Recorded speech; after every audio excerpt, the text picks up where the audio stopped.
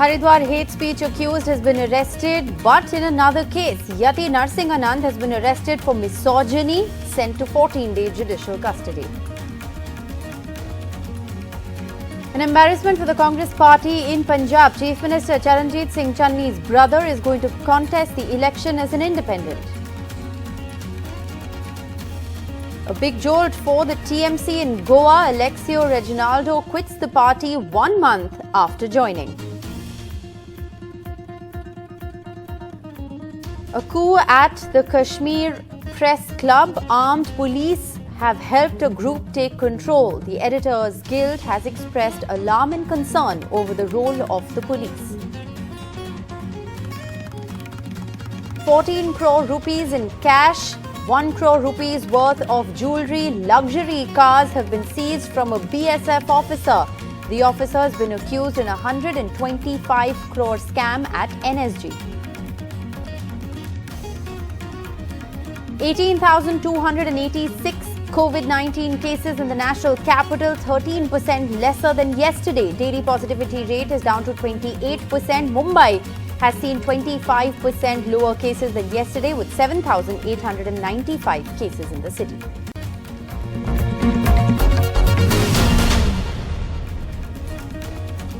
Hello and welcome. You're watching NDTV 24/7. I'm Rishika Barua. The big focus for us tonight. Yati Narsinghanand, the man who organized an event in Haridwar last month that called for the open genocide of Muslims, was arrested today, but in a separate case. He was arrested for his objectionable remarks against women in a separate case. The hate speech accused has been sent to 14 days judicial custody. The police says he's also been issued a notice in the hate speech case. As police finally arrested Yati Narsinghanand, one of those who gave hateful speeches at the Haridwar Dharam Sansad, protests by his supporters.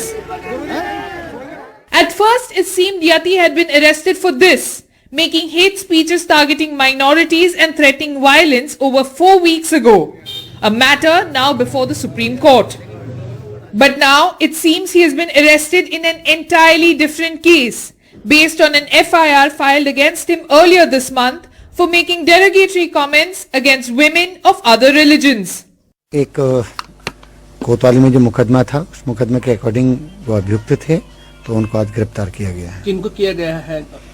ये जो यति नरसिंहानंद हैं, उनकी गिरफ्तारी। Sir, किस मामले में किया गया है? क्योंकि उन पे 2-3 मुकदमे चल रहे थे, तो लगातार ऑफेंस उनका रिपीट हो रहा था, तो इस आधार पे तीसरा मुकदमा जो था, जिसमें एक महिलाओं के खिलाफ कुछ टिप्पणी थी, उस आधार पे उनकी अरेस्टिंग हुई। This means that Yati could easily get bail. Moreover, the police have yet to arrest the other hate mongers who threaten genocide, even toppling of the Indian state through violence. Legal experts had written to the Supreme Court asking that the Haridwar hate mob be booked under more serious charges, including waging war against the state, making it harder for them to walk out on bail. With Rahul Kumar in Haridwar, this is Mariam Alavi for NDTV. Take a look at these pictures dated December the 29th, 2021. Yati Narsinghanand and others accused in the hate speech case are actually seen laughing with cops. This is the Uttarakhand police. And they are seen filing a counter FIR. They are even heard saying, "ये तो हमारे पक्ष में है." संदेश जाना चाहिए कि आप बायस्ड नहीं है, आप प्रशासनिक अधिकारी हैं, संवैधानिक हैं और आप सबके प्रति इक्वल न्याय करेंगे। ये उम्मीद हम आपसे रखते हैं और आपकी सदैव जय हो।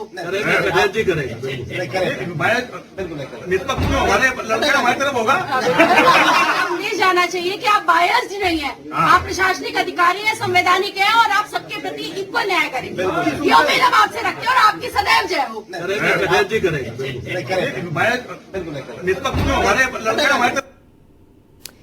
And here's more evidence of the impunity and patronage that Yati and others enjoy. He was seen threatening the police when they arrested Jitendra Tyagi. In the Haridwar hate speech case, cops can be heard almost pleading with him.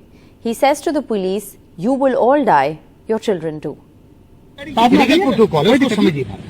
इतना आपने, लेकिन इन्हें क्यों गिरफ्तार कर रहे हो? अरे मैंने बता दिया ना, वो लीगल प्रोटोकॉल के अकॉर्डिंग हमें अरेस्टिंग करनी है। एक 3 मुकदमों में वो नेम हैं, तो हमें तीनों के तीनों में साथ हूँ। उन्होंने कहा अकेले कर ली क्या? स्वामी जी आइए तो आइए हो जाए बाकी चीज आप आइए हमारे नहीं आने को नहीं आने को नहीं करे वो समझ रहे भाई तुम भी समझ रहे त्यागी जी समझ त्यागी जी तो समझ रहे हैं लेकिन हम तो समझ रहे हैं हमारे भरोसे आप तो बुराई कर रहे हैं आप नहीं जा रही आप आ जाइए पीछे हमारी गाड़ी यार तुम सब मरोगे अपने बच्चों को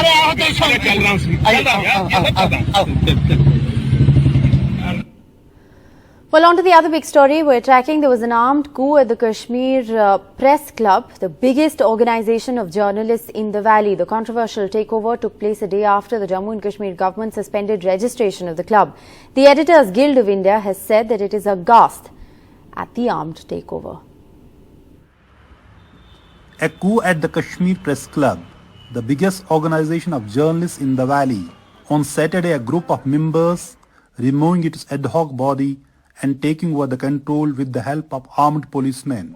The controversial takeover took place a day after Jammu and Kashmir government suspended the registration of the club, citing adverse reports by Jammu and Kashmir police. The new management defended the takeover and claimed to have support of all members. We have the support of you, me, everybody. चाहते हैं because there has been a delay in the this elections, so we have taken it over for day-to-day affairs of running the day-to-day affairs of the club. So give us time, we'll do everything for the club. You are a part of us, यार. आप बताओ ना, आप हमारे साथ नहीं हो. अच्छा नहीं हो. But this is what the Editors Guild has said in a statement. The Editors Guild of India is aghast at the manner in which the office and the management of Kashmir Press Club, the largest journalist association in the valley, was forcibly taken over by a group of journalists with the help of armed policemen. It's equally alarmed by an arbitrary order of putting the registration of Kashmir Press Club in abeyance a day before this armed takeover. Umar Abdullah, former Jammu and Kashmir Chief Minister, has called it a state-sponsored coup. Many journalists here say it is part of a wider crackdown on media in the valley. It appeared like the group of journalists were paradropped in the premise of Kashmir Press Club with large contingents of armed police. And it clearly looks like a state-backed takeover. I understand there's a pattern to it. It is aimed at stopping journalists from doing their work. And this is to coerce journalists who report facts on the ground. When press itself becomes the news, it explains the state of media in Kashmir.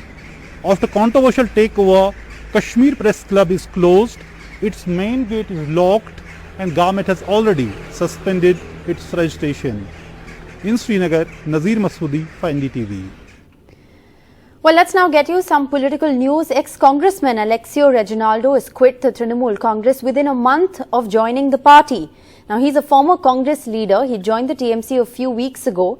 And after being announced as a Congress candidate from Kurtarim, he quit the Congress and joined the TMC. 1 month later, he's quit the TMC, and there are now reports that suggest that he could consider rejoining the Congress and fight from the same Kurtarim seat that was earlier announced for him.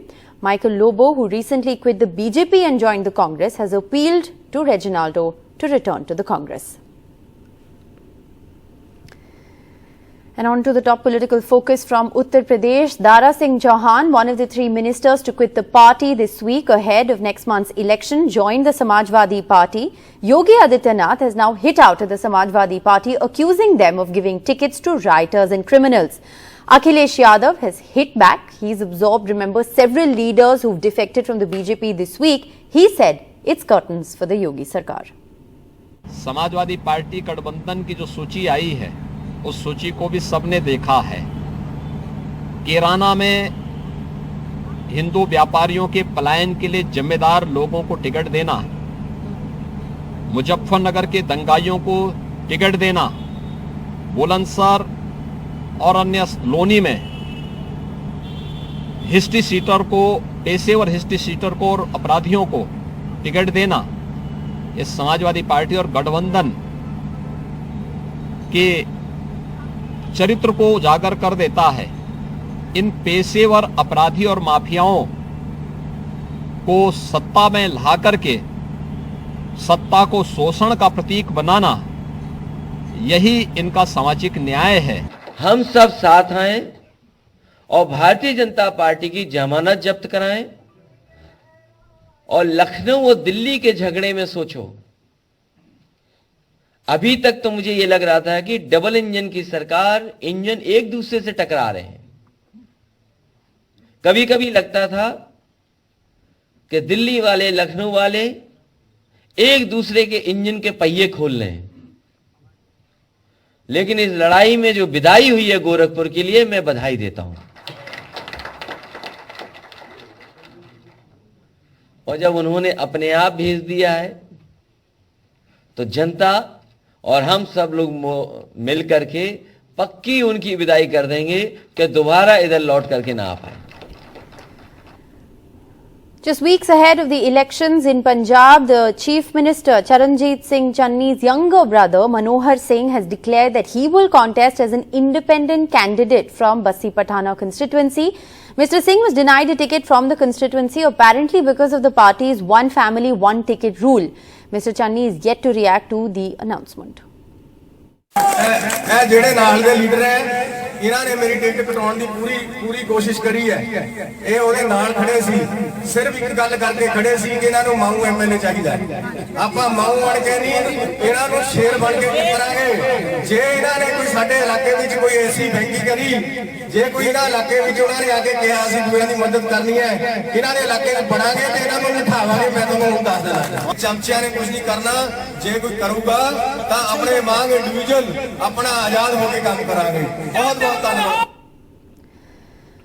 Congress, BJP, BSP have all appealed to the Election Commission to postpone the voting date in Punjab, as many devotees from the state will be travelling to Banaras to celebrate the birth anniversary of Guru Ravidas. Now, the BSP, the BJP Punjab General Secretary and the Punjab Chief Minister have all submitted a letter to the Election Commission to postpone the voting date.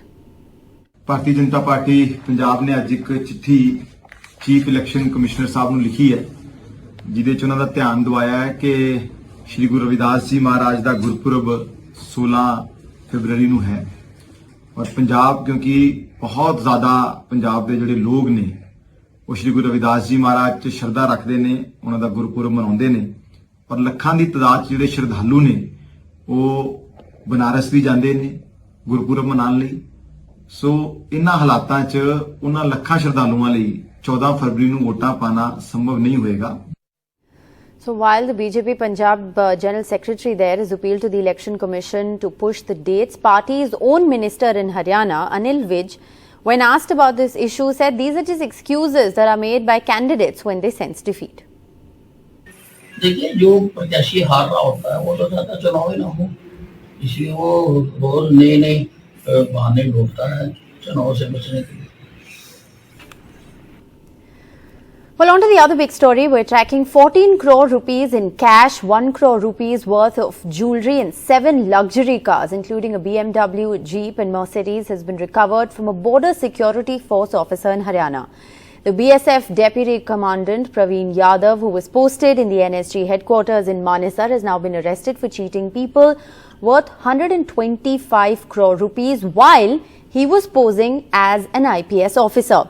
Now, Mr. Yadav took crores of rupees from people on the pretext of getting them construction contracts in the NSG campus in Manesar. He got all the money of the fraud transferred to a fake account in the name of the NSG at the Axis Bank branch. The police say that this account was opened by his sister Ritu Yadav, who is the manager at Axis Bank. BSF Deputy Commandant Praveen Yadav, his wife and sister have now been arrested in the scam.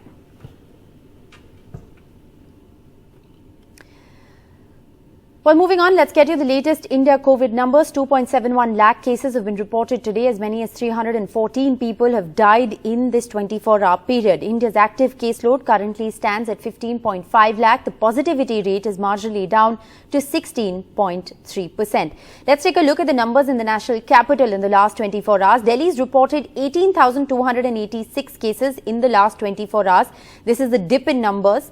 Positivity rate has also fallen from 30.64% to 27.87%. 28 deaths have been reported in the national capital in this time period, but cases, like I said, are 13% lesser as compared to yesterday. The big question is it because of a dip in testing? Well, numbers seem to have dipped across metros this weekend, with Delhi reporting a 25% dip compared to yesterday, with 7,895 cases being reported in this time period. Now, due to the caseload declining in Mumbai, there's been a relaxation on passengers entering Mumbai or Maharashtra from the UAE, specifically Dubai. They've now been exempt from the 7-day home quarantine rule. They'll also not be subject to an RT-PCR upon arrival. Meanwhile, in Bengaluru, 80 healthcare workers have tested positive for COVID in just the last 5 days. There's been a 200% increase in hospital admissions, with the state averaging 22,000 cases on a daily basis. Patients with mild symptoms have been advised to avoid hospitalizations. In the past 5 days, around 80 healthcare workers, including doctors, working in hospitals and on the field, and ASHA workers have tested positive for COVID in Bengaluru. The state capital is reporting around 22,000 cases daily on an average. Amid the rise in cases, the Karnataka government has issued advisory requesting the public to visit hospitals only in case of an emergency. जो government के आदेश हैं online treatment, लेकिन मुझे बहुत ज़्यादा pen हो रहा है, तो ऑनलाइन से ये मसला हल नहीं हो पाएगा मेरा, तो इसलिए मुझे डॉक्टर को कंसल्ट करना ही चाहिए. We have fever. Without going to hospital, where will go for the test like that? Dr. Rigesh of Akshaya Hospital says the healthcare system is now overwhelmed. There has been a 2 to 3-fold increase, over 200% rise in the number of hospital admissions. Fortunately, all these patients are having short stay in the hospital and are getting better fast and having no increase in the rate of death. This will help us to allocate the beds, human resource and other facilities to the critically ill and to the COVID patients in the surge of the pandemic.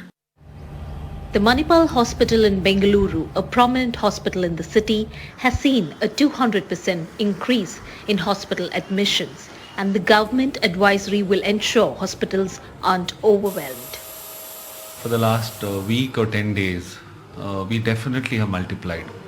I would say multiplied about 70-80% jump or probably surge in the number of OPDs my physician is seeing. We see a lot of health workers being infected, one. So that could be a reason why the government has sent the notifications, unnecessarily going and filling up the hospital. There has been a huge jump in OPD consultations in Bengaluru. The jump we are looking at is a little over 75% to nearly 200%. In fact, Karnataka government has gone ahead and issued a notification asking those patients with mild symptoms and also requiring outpatient services will not be required to go to hospitals for at least about 2 weeks. In fact, this particular notification has been issued in view of the rising COVID numbers and also the number of healthcare workers testing positive for COVID. In Bengaluru, with camera person Govind Murthy, Shrija for NDTV.